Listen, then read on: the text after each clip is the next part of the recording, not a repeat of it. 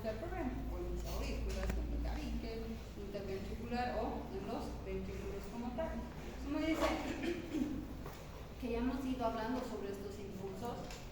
El impulso cardíaco atraviesa, hemos dicho, el corazón, ¿cierto? Para que nos haga la función respectiva. La corriente eléctrica también se propaga desde el corazón hacia los tejidos que los rodean, ¿no? Una pequeña parte de esta corriente se propaga a la superficie corporal. Es por eso que nosotros podemos captar, ¿no? Esa, por medio de la colocación de estos electrodos, nuestro electrocardiograma. Por eso dice como por esa propagación precisamente. Por eso si se colocan electrodos en la piel en lados opuestos del corazón, se pueden registrar estos potenciales que están generando esa corriente, ¿no? Por eso es lo que normalmente vemos. Ahí es donde tenemos la colocación de los electrodos, que en práctica la vamos a hacer, ¿no es cierto? Pero esa es la forma porque vamos a ir viendo en qué espacios tenemos que colocar. Por eso es el sentido. Primero vemos entonces esta propagación eléctrica pasa, entonces parte de nuestro cuerpo y podemos captar, ¿no? Esa exclusivamente del corazón. Y lo que decíamos es así, ¿no es cierto? Aquí estaría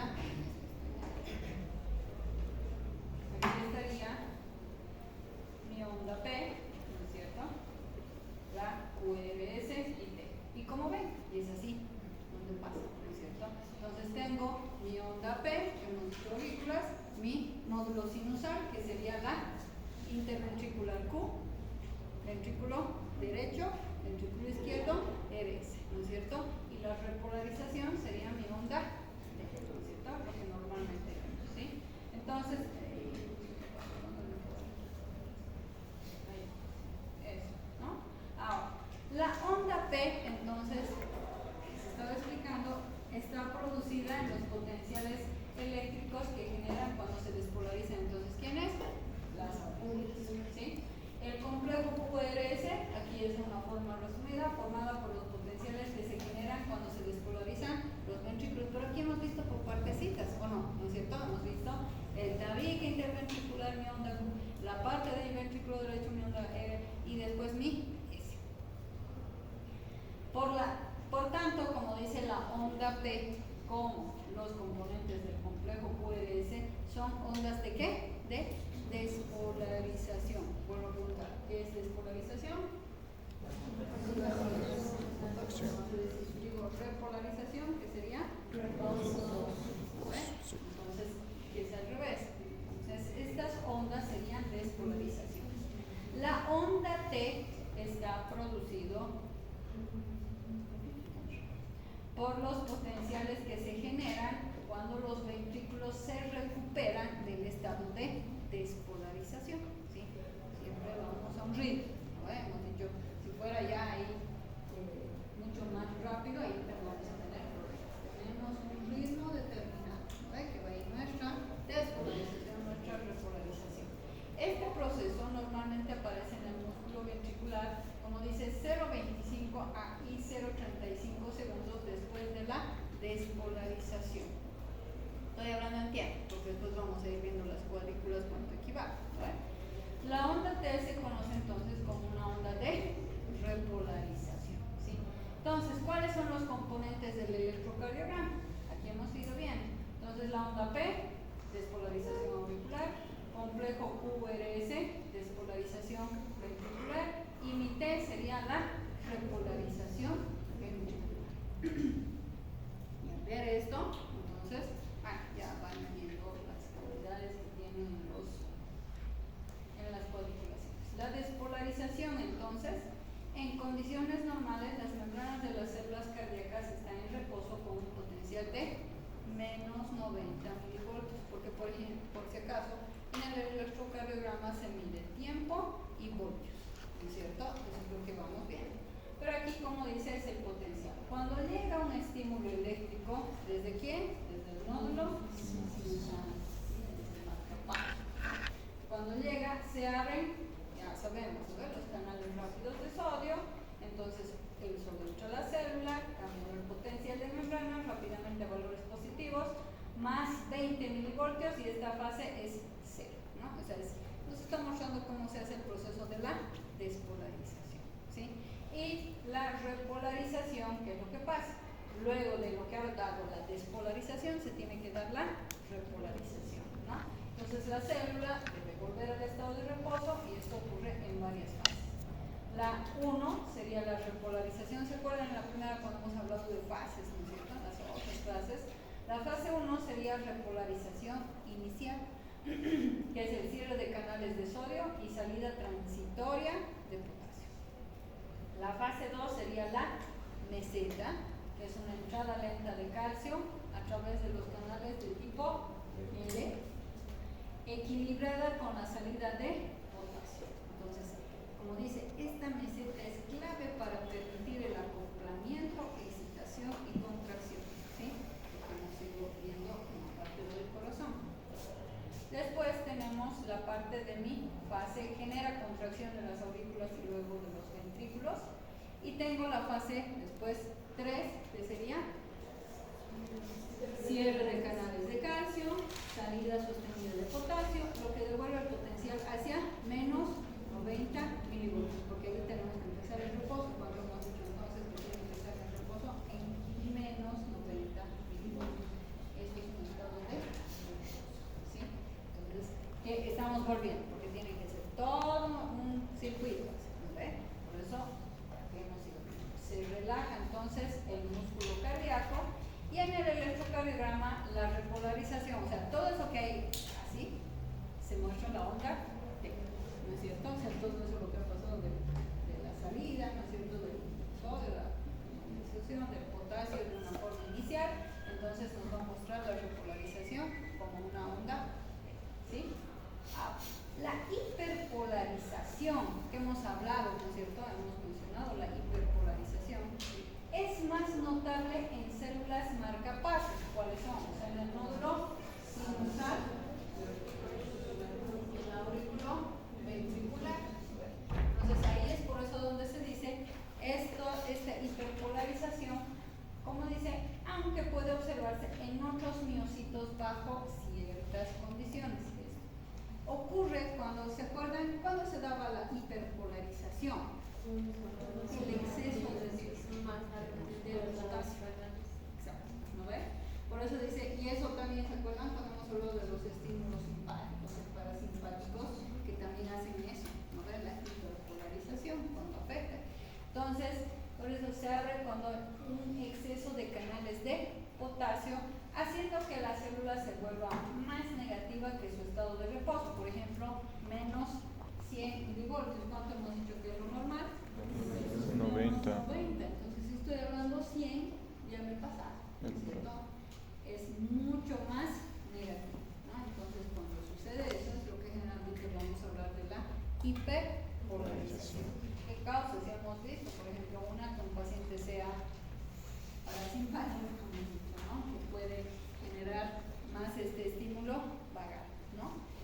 En las células, como dicen marcapasos, esta hiperpolarización activa los canales HCN que permiten el ingreso lento de sodio, iniciando así el próximo ciclo espontáneo de despolarización y establece el periodo refractario absoluto. ¿Se acuerdan de los refractarios absolutos y refractarios relativos? No se acuerdan.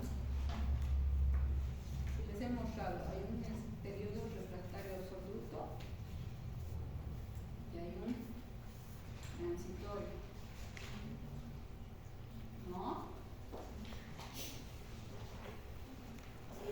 Por nada más. ¿Cómo que no?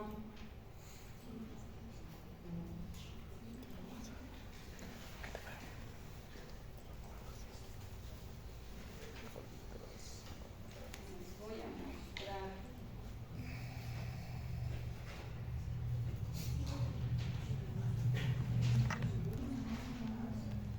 ¿O no? No, recién me acuerdo. El refractario absoluto y el refractario relativo. Que generalmente, ¿qué se dice? El absoluto sí o sí tiene que haber, es como un espacio de contracción a otro. En cambio, el relativo no permite, ¿sí? Nada. Pero si pero en algún momento, perdón, mejor dicho, el absoluto es el que no permite una extra. En cambio, el relativo puede permitir en un momento dado cuando le convence demasiado, si vamos a decir, pero no nos conviene porque pueden ahí generarse las famosas extrasístoles tempranas, ¿sí? Entonces, a eso se va.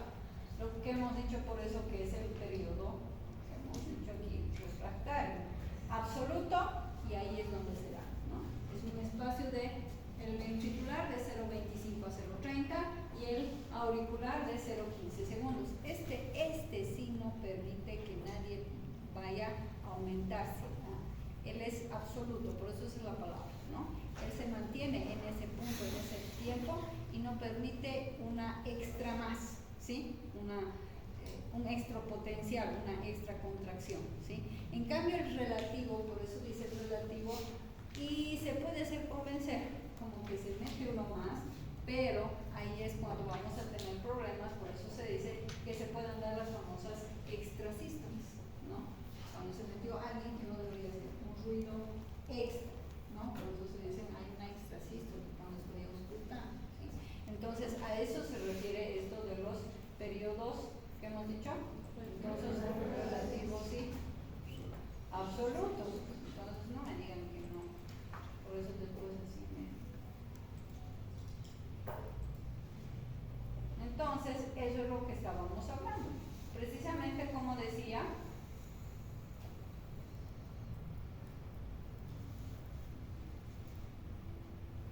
por eso dice ahí entonces que hablamos, establece el periodo refractario absoluto, ¿sí? Lo que estamos viendo aquí.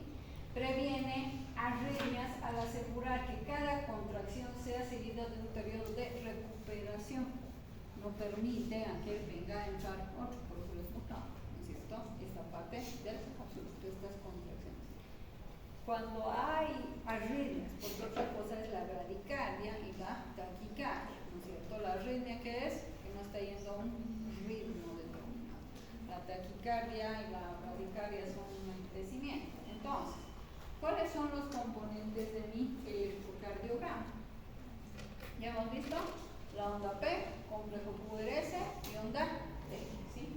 Despolarización, si ven la parte de arriba, como está así pintadito, sería despolarización, contracción o sístole auricular, onda P sería aurícula derecha y lo que va bajando que sería la aurícula izquierda. Complejo QRS, despolarización, contracción o sístole ventricular, que sería la Q, que les he dicho contracción del septum, aquí, ¿no es cierto? Interventricular, del nódulo auriculoventricular, después tengo ventrículo izquierdo y ventrículo derecho, ¿no? Q, R, S, ¿no ven? ¿Sí? La onda T, lo mismo que hemos dicho, aquí está, repolarización, que sería relajación o diástole de ambos ventrículos, ¿va? Repolarización. Estoy repitiendo lo mismo, pero para que se acuerden, ¿no es cierto? Que esa es la forma como normalmente tenemos nuestros componentes. Ahora, hay intervalos. Otra cosa también van a escuchar los famosos intervalos. Intervalo entre P. Vean. La onda P es polarización auricular, ventricular, repolarización. Tenemos los intervalos y segmentos.